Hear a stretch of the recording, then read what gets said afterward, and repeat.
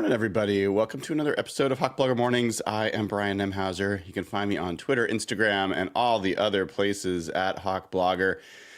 It is a penultimate Sunday of the NFL regular season as the Seattle Seahawks will not be playing today. They'll not be playing this weekend. They played on Thursday. They beat the Bears in a game that everybody loved, 6-3. But everybody on the Seahawks, everybody who is a Seahawks fan, spent the time to really hope, fingers crossed, that they got one last little bit of luck in what has been generally a pretty unlucky season. And unfortunately, nothing went their way yesterday. The Denver Broncos absolutely blew a game against the Bengals. Needed that game from a strength to victory standpoint, and the Broncos only needed a tie to make the playoffs, and they actually played like that in overtime. I thought that was a gutless, embarrassing approach to that game, knowing that they were going to have to give the ball back to Joe Burrow, who's had no problem moving the ball down the field most of the day. And sure enough, they lost multiple times in that game. They got very fortunate with a kick that hit the uprights. But now the Broncos are going to have to beat the Chiefs in the final game of the season. The Chiefs might not play anybody, but I'm not so sure that's going to be an easy win. And the Broncos might miss the playoffs, which, good. Screw the Broncos.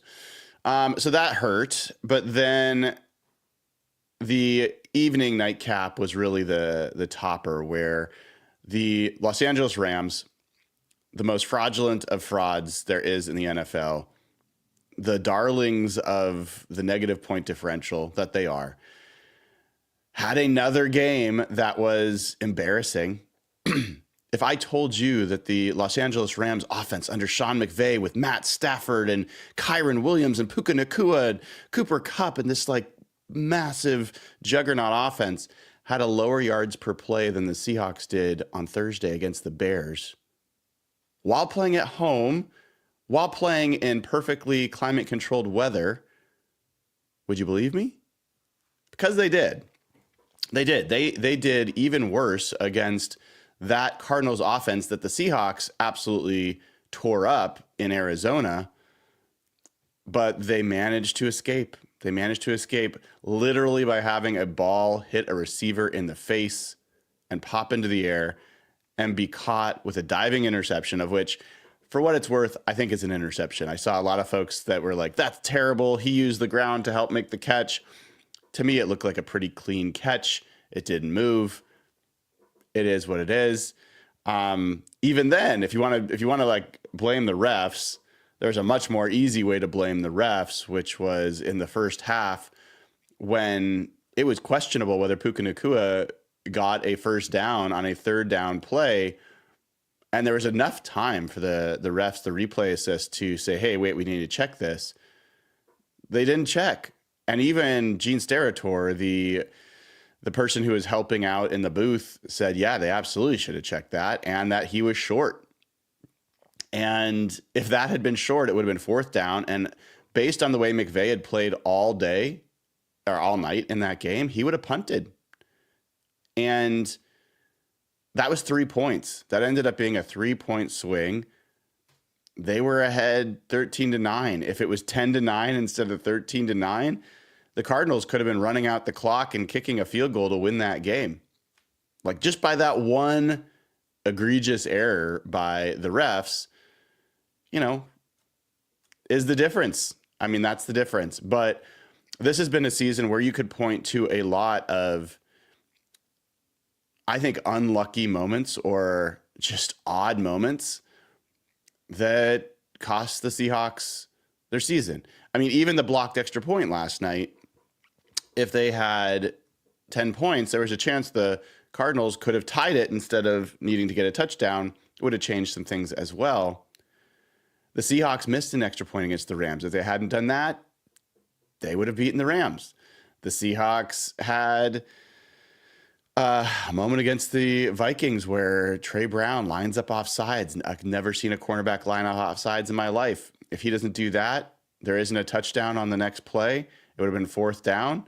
Seahawks probably win that game.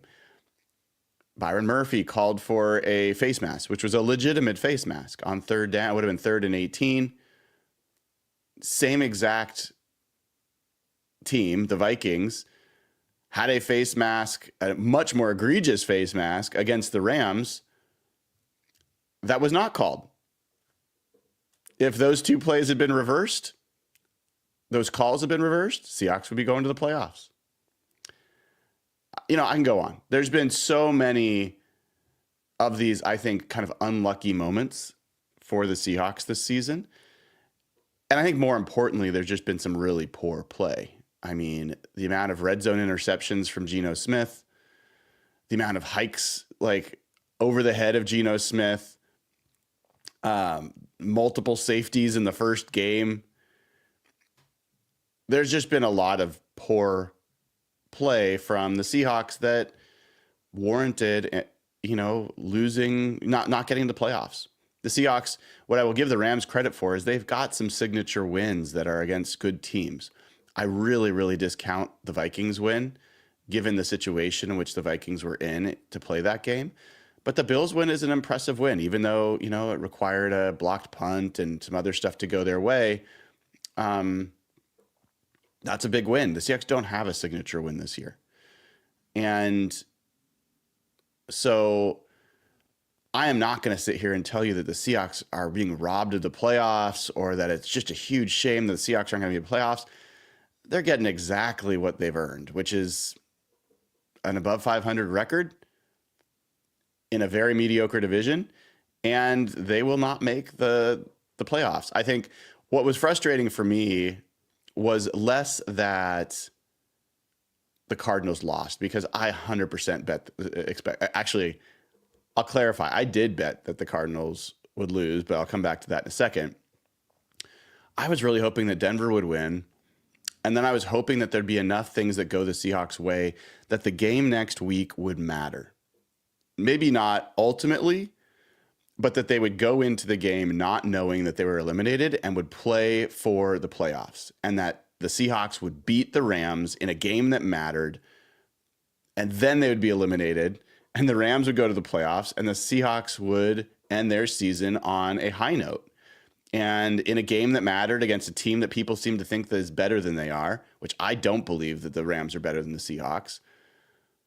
And the Rams could go to the playoffs and get their butts kicked. They're not going to win a Super Bowl. They're not even close to being a Super Bowl team. So that would have been something I was looking forward to. Now we're in a situation where that game probably won't matter, and you'll know it won't matter before you get there. And I'll go over that in a second about what has to happen to make that game, quote, matter. But it's a shame. And I tried it's so funny. I think people that don't know me, or maybe they're just really bad at detecting sarcasm, struggled with my account yesterday on Twitter for sure. First, I put out my strongest reverse jinx on the Broncos on their final drive of regulation. I said, there is zero chance that Bo Nix is going to get a touchdown on this drive. And then they got a touchdown. Everyone's like, yeah, old takes exposed. How you like that? You're an idiot. I will reverse jinx things anytime I can to try to get things going the way I want them to. I absolutely. Then we got into the Rams game, and I was talking all sorts of crap about Kyler Murray and how there's no chance that the Cardinals are going to win, and how embarrassing it would be to lose this game if you're the Rams. And everyone's like, "Man, he's talking a lot about Kyler Murray." Well, the fact is, I don't think Kyler Murray is very good, but I'll tell you the full extent of how much I was trying to put the hex on the Rams. I don't bet. I just don't. I don't. I used to, but I rarely do anymore. And I found out a friend of mine, he sent me a betting slip that he had bet on the Cardinals. And I'm like, dude, that is the worst possible idea. Like, what are you doing? So I immediately said, here, put $200 on the Rams to win, because I got to reverse your hex.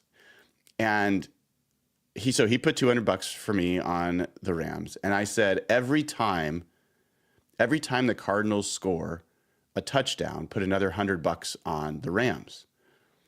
And every time they score a field goal, put $50 on the Rams. And he's like, are you serious? And I'm like, yeah.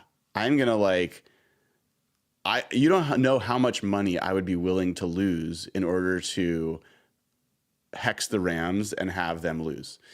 And so I was sitting there thinking at the very end when the Rams were looking like they were going to lose and it looked like the Cardinals were going to score a touchdown with just a few seconds to go, was I going to bet another $100 on the Rams if the Cardinals scored there?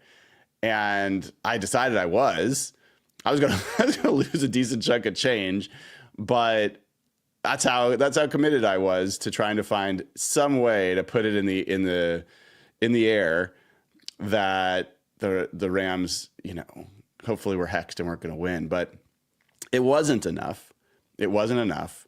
Kyler Murray's need to rocket a football from 4 yards away in what was an easy, unpressured throw to an open player, unbelievable. And I think I saw Trey McBride crying on the sideline, feeling like he had let the team down. That was all Kyler Murray, man. That was a terrible, he gave his receiver no chance to make that play. So, the Cardinals get into the red zone 4 times. They only score 1 touchdown. In some ways, it felt like a Seahawks game, this season. To have a red zone interception be the way that their fate is sealed feels oddly fitting for the way this season's gone. And now you see all of the hate coming out of the woodwork. There's folks that are like, oh man, can't wait to never watch Ryan Grubb again. There's people that are like, we got to get rid of Geno Smith. There's people that are like, we got to trade DK. There's people that are like, Mike McDonald's not good enough. I mean, I've seen it all in 12 hours of reactions to what's happened now. And I get it. It's emotional. You start to feel the walls closing in. Less than a 1% chance at this point statistically that the Seahawks will get in. And so people don't like the end. And we'll do kind of a retrospective on this season. We got plenty of time for that. We'll start getting into the draft. I just got my Senior Bowl credentials approved, which is exciting. So I think I will be going down to Mobile, Alabama for the first time in my life, and we'll be covering the draft in ways that I haven't been able to before. I will hopefully be able to go to the Combine as well in Indianapolis.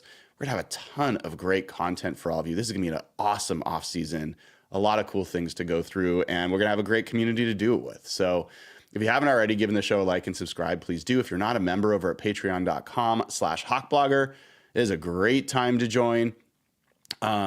Give yourself a gift, give someone else a gift of membership. You can join here as a YouTube member. All those things are great. And we're going to have fun this offseason. We're going to learn, we're going to get really clear about this draft, and we are going to figure out a path forward. We're going to find out what's going to happen on the staff side of things for the Seahawks. I think it's going to be interesting. There's going to be change, I believe. And even if there's not, that's going to be interesting, and we'll go through it. So a couple more things before, I'm going to wrap ahead of 10 a.m. when the games start. But let me tell you all kind of what the viewing guide is for today. The Jets play at 10 a.m. against Buffalo. The Seahawks need the Jets to win. They need Miami without Tua, their quarterback, to win in Cleveland. Green Bay plays Minnesota at 125. They need Green Bay to win. Atlanta plays against Washington. They need Atlanta to win. Detroit plays on Monday night against San Francisco. They need Detroit to win. Now, the Seahawks need 3 of those 6 teams to win. 3 of those 5 teams to win. Sorry, 3 of those 5 teams to win. So, the Jets seems like a very, very unlikely one. So now you're talking about 3 out of 4. Miami without Tua is I think that's a tough one in Cleveland. Probably cold weather. So now you're talking potentially 3 out of 3. You need Green Bay to beat Minnesota. You need Atlanta to beat Washington, and you need Detroit to beat San Francisco. It's possible, but it's pretty unlikely. So if that's the case, if you're a situation where you're actually eliminated before next week, I think the question that we'll start to talk about going into this week and going into that game, which will probably be on a Saturday, is what do you do? Geno Smith's playing with an injured knee. I think you should sit Geno Smith. I think Sam Howell should get that game. Find out literally what you've got in Sam Howell, because you've got some decisions to make. If I'm Geno Smith, I would probably fight it, but at the same time, if you get injured in that game, it is going to absolutely screw your next contract. So it might be best for him to sit. DK Metcalf's been battling stuff. I'm not sure he's fully well. You might sit him. It's Tyler Lockett's probably last game as a Seahawk. So I think that's a story we will talk about. It is a situation where you look at players that maybe you want to learn about. Maybe there's someone that you want to see.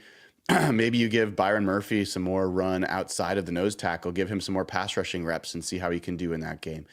I think there's some things you can learn in that game that don't have to do with wins and losses, but we'll find that out. We'll find that out this week. For now, folks, I'd really greatly appreciate it if you give the show a like and click subscribe. Apologies I didn't do a longer show today. I am still battling whatever this illness is. It's kicking my butt, but I'm going to keep doing these shows.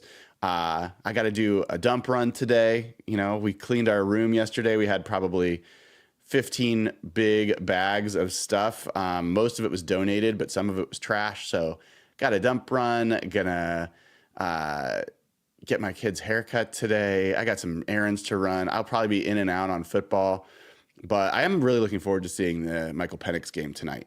Even if it doesn't help the Seahawks, I would love to see Michael Penix play well. I'd love to see him beat the Commanders. That would be fun. So we'll tune in for that. Otherwise, appreciate all of you. I do see there is a super chat. Hawks fan Mattman says, the cynical part of me fears John using a 10-7 season to convince ownership that we're right on the cusp of contention.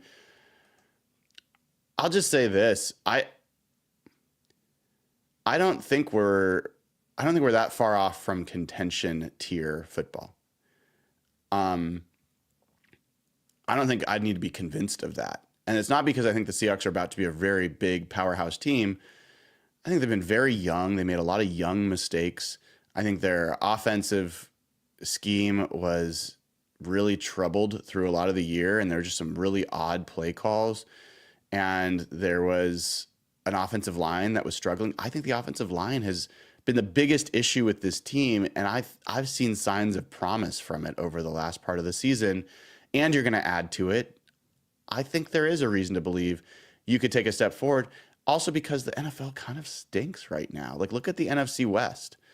Like, I don't think any of those teams have a strong case to be made why they're going to be much better next year. Matt Stafford looks cooked to me, man. Like, everyone's talking about Geno. Stafford, again, throws another few picks right to the opposing team, and they just can't catch them.